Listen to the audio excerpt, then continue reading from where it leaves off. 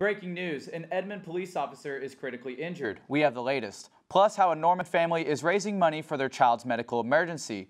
And will the weather cooperate for Fall Family Weekend? This is OU Nightly.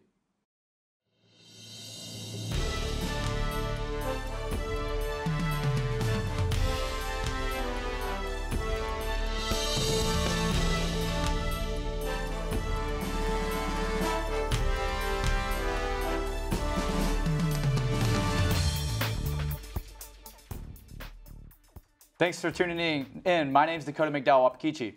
And I'm Amaya Ward. Our partners at News 9 gathered this video a little earlier this afternoon. Edmond police say one of their officers is at the hospital right now after being injured in a high-speed chase.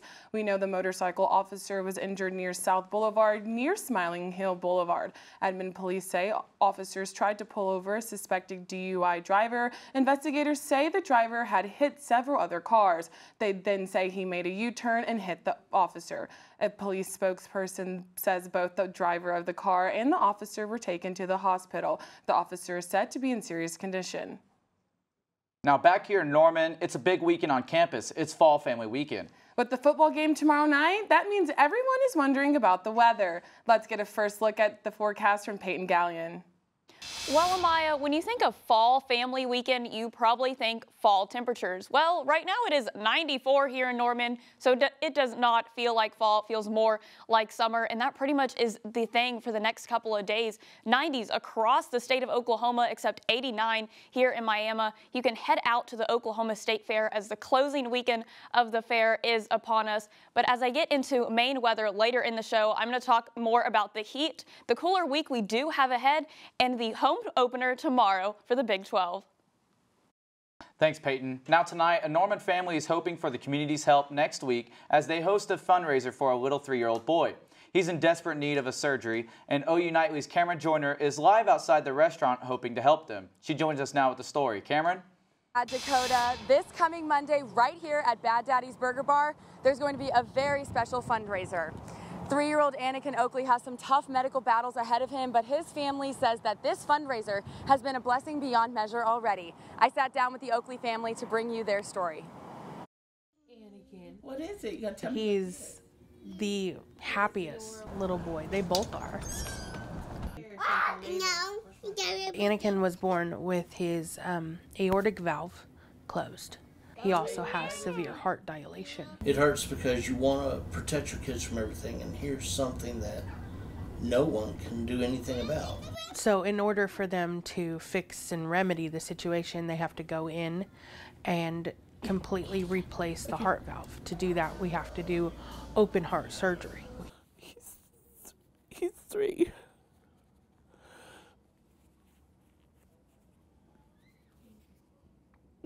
No little kid should have to go through what he's going to have to go through. No little baby. But when I came home, Mom's like, I don't know if we're going to be able to pull this off alone. And I'm like, well, I don't know who to ask.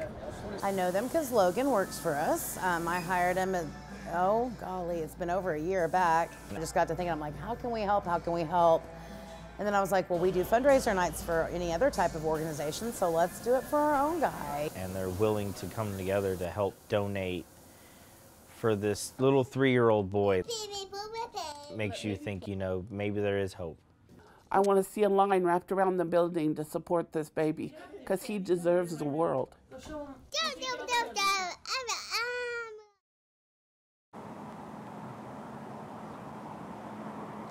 Anakin's fundraiser will be Monday, September 26th here at Bad Daddy's Burger Bar.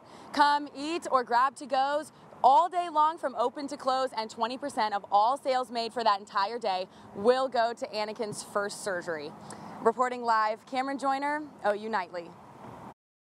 Thanks, Cameron. Protests are escalating and women are burning their hijabs after an Iranian woman died in police custody for allegedly violating Iran's dress code.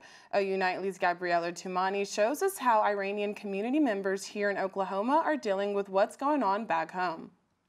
Don't kill women! Don't kill women! Don't The death of Mahsa Amini, a 22-year-old woman who was stopped and detained by the so-called morality police last week in Iran for allegedly not wearing the hijab correctly, has sparked outrage and culminated in widespread protests in the country over the course of this week. Women in Iran have been at the forefront of the ongoing protests, burning their hijabs as a sign of revolt.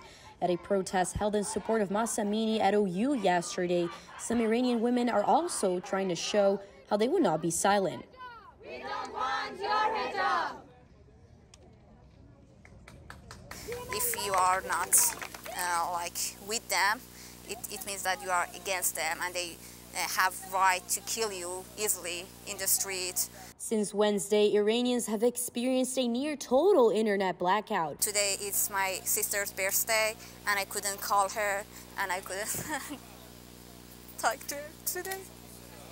Well, I haven't been able to contact them in over 15 hours now. So right now, in my WhatsApp, it's really frustrating to just see one checks on all of my WhatsApps because they're not going through. They're not being received on the other end. The Iranians I spoke to here on campus say they hope this wave of events stay a topic of concern for people inside and outside of Iran. In Norman for OU Nightly, I'm Gabriela Tumani. The United States is sanctioning Iran's mortality police as protests continue nationwide.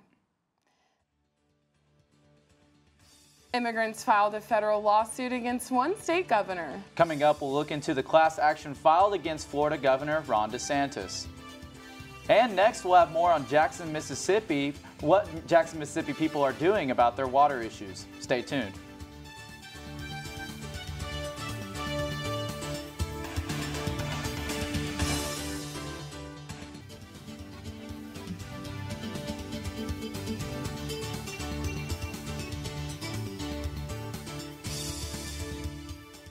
Canada is preparing for Hurricane Fiona as it will hit there soon. Gabriela Tumani has that and the rest of today's national headlines from the News Center.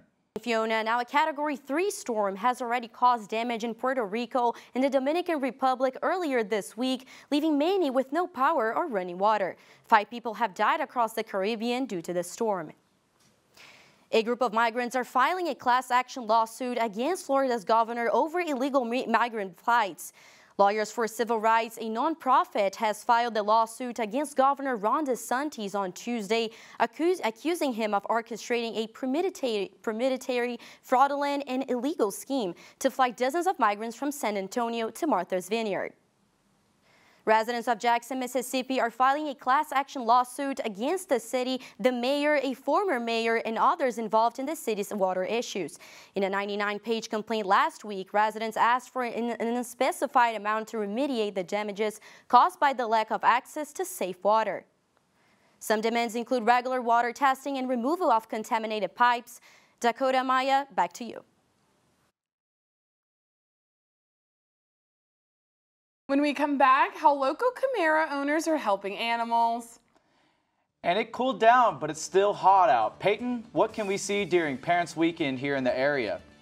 Well, beautiful weather is expected. However, it's going to be a little bit hot. We do have a cold front in that forecast, and I'm going to talk more about that coming up.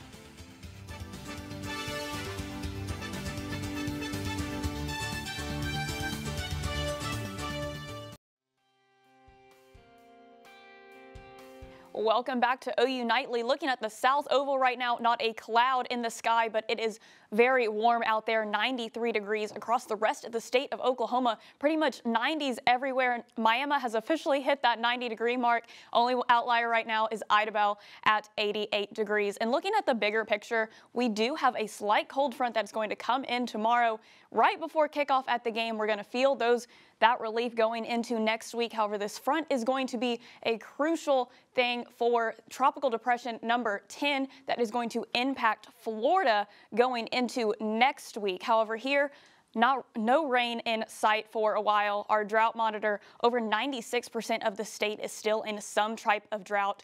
and we're not getting relief anytime soon. Here across the Midwest and Plains, we're going to get below average rainfall going into the next 6 to 10 days. And guys, it's going to be even further after that until we get any relief. Our allergies, something you can get a little bit excited about. The weeds have gone down to high from very high, but I know you're still sniffling and sneezing everywhere you're looking. I told you about that relief going into next week. It's only in the 80s, but compared to the 90s, it's a lot better. So today here in Norman, 94 degrees, going into tonight, 71. And if you are heading out to Belmar Golf Club to cheer on the OU women's golf team this weekend, it's going to be pretty hot.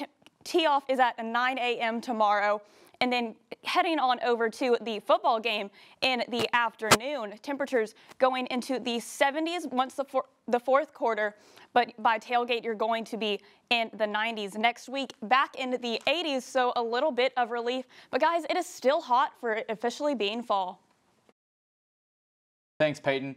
A group of Camaro lovers are hosting a car show to benefit a local animal rescue. They're calling it Camaros for a Cause. Funds raised will go to 405 Animal Rescue. The car show is Saturday from 9 a.m. to 3 p.m. at Landers Chevrolet in Norman. Adoptable dogs will be available at the event. Now the Sooners are back at home and Brent Venables will be taking on his alma mater for the first time as a head coach. And the #1 softball team in the nation broke ground on their new field today. Big Friday Sports is next.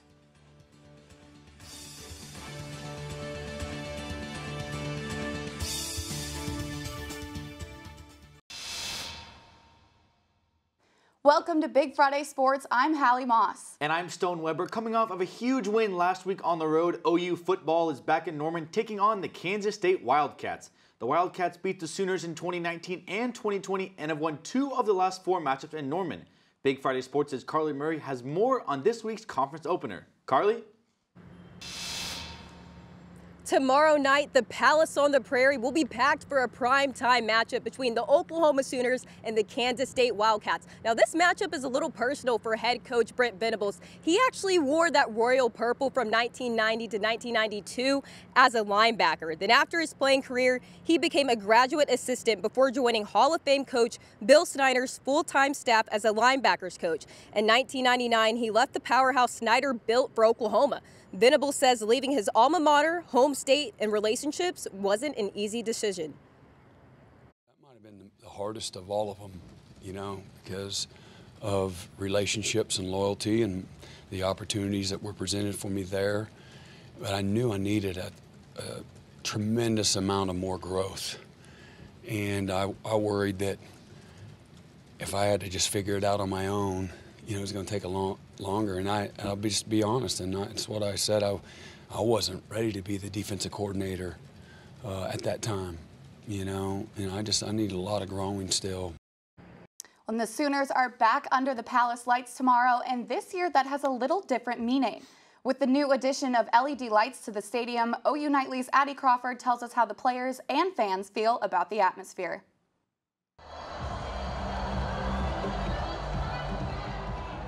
So when I first saw the lights, I was really excited because I haven't seen anything like that before. It was so cool, yeah, I loved it. It was like thunder and lightning. It was really nice. Oh, it was crazy. It was probably well, I'm a senior, and it was probably the best game I've been to as a student. I was not like mentally, emotionally prepared for it. So all I see is it go dark, everybody shoots up, stands up. Oh, it just brought a whole nother level of hype to the game.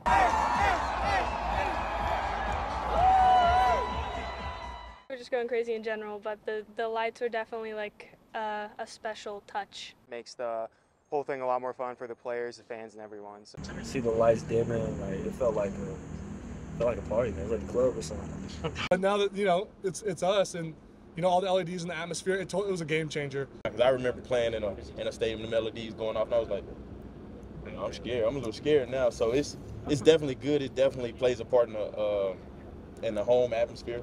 You know what I'm saying? It gets the crowd going. I was literally telling my family about this today for family weekend, how it's really exciting and fun in the stadium when they do that. Lights flickering like after a touchdown, it does enhance the game overall, especially like that in the fireworks. And then when people pulled out their phone flashlights, it just really enhanced like the game, made the game more like overall enjoyable. Especially with like the night games and later games, it looks really cool once the sun goes down, and it was just a really crazy atmosphere. It did make me want to stay longer. We only go up from here, we're only going to get better. It's super fun. I think OU is one of the best like atmospheres and culture around football that I saw of any of the schools I was looking at. Boomer Sooner! And one of the most historic families in Oklahoma football history will be honored tomorrow. Lucius, Dewey, and Leroy Selman are receiving a statue on the northwest corner of Gaylord Family Oklahoma Memorial Stadium. The ceremony begins tomorrow at 3:30. And the reigning national champs OU softball broke ground on their new facility today, Loves Field. OU Nightly's Tyler DeLuca got an inside look at the ceremony.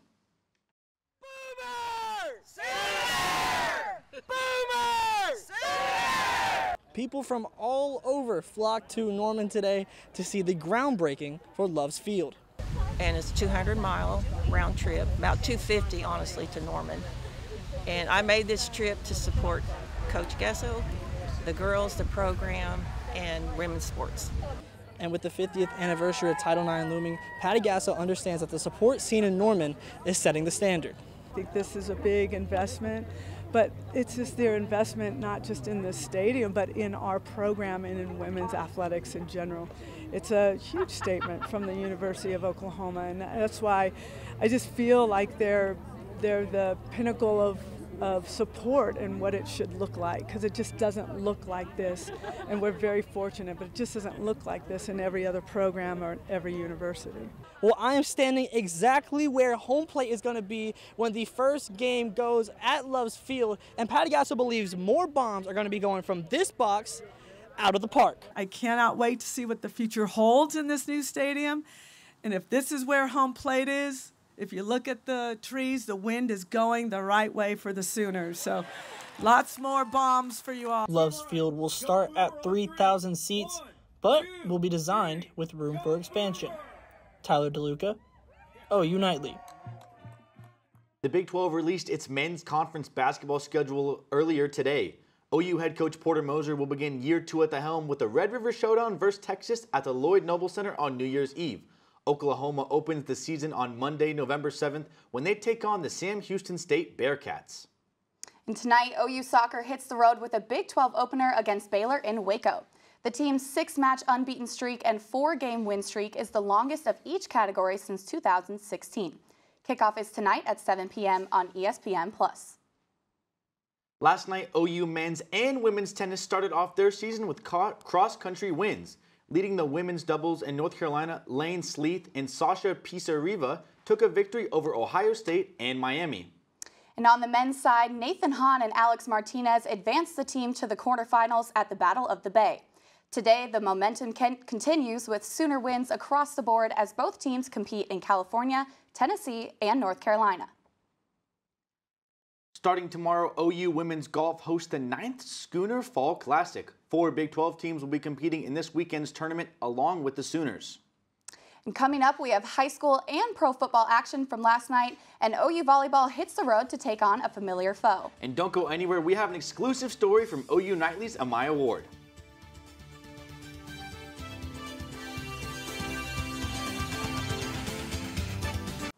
Welcome back to Big Friday Sports. If you are heading out to Belmar Golf Club to cheer on the OU women's golf team, it is going to be hot, 95 degrees tomorrow, 92 on Sunday, a little cool down on Monday. And with tee times in the morning tomorrow, you can head out to the Palace on the Prairie tomorrow night, kickoff at 7 o'clock as we start Big 12 play, taking on the Kansas State Wildcats, 92 at that tailgate, 89 at kickoff in the upper 70s for that fourth quarter.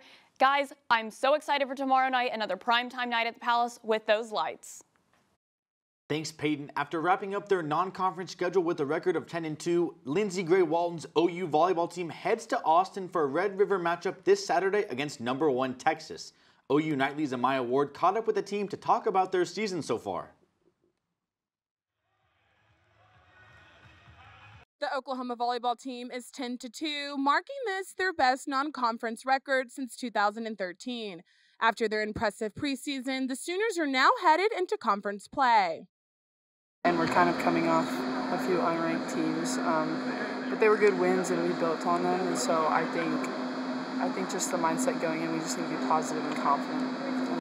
Confidence is one thing this team isn't lacking. For the first time in program history, the Sooners swept the Big 12's weekly awards, making their mark in the Gray Walton era. Like, we're the most connected group that she's had, and we pretty much feel it on the court and off the court. So, I mean, it's just like a special thing to have everyone like so connected on and off the court, I think, which really helps us with our play. So the Sooners are on the road for the Red River rivalry against #1 Texas. Here's how Coach Lindsey Gray Walton feels about facing the nation's best. They are going to have every answer to what we bring at them, and so we got to be able to play clean, sneak points. But again, it's Texas, but it's just another match in the Big 12. We'll take care of Texas, and then when we get back to Norman, we'll take care of Kansas, and it's on to the next thing. The last time Oklahoma beat Texas was on the road in 2014. The Sooners will face the Longhorns at 7 p.m. Amaya Ward, OU Nightly. Little Axe hosted their annual homecoming game last night against Community Christian, but it was not a game to remember for the Indians. After only being up 7-0 after the first, the Royals turned it on, scoring 32 in the remaining 3 quarters and winning 39-0. Thursday Night Football's Week 2 matchup featured an AFC North rivalry between the Cleveland Browns and Pittsburgh Steelers. Jacoby Brissett led the way for the Browns, throwing for 220 yards and 2 touchdowns in a 29-17 win. Mike Tomlin's offense continued their early season struggles, only putting up 3 points in the second half after going into the locker room with the lead. Thank you for watching Big Friday Sports. Have a safe weekend. I don't know, Stone, did you hear the rumors? Vanity Fair is saying that Taylor Swift might be the performer for the Super Bowl this year. Really? Are you a Swiftie? I am, of course. That halftime performance would be amazing, and I hope that is true. Good. Well, we're so glad you got to watch us today. Have a safe weekend and enjoy some college football.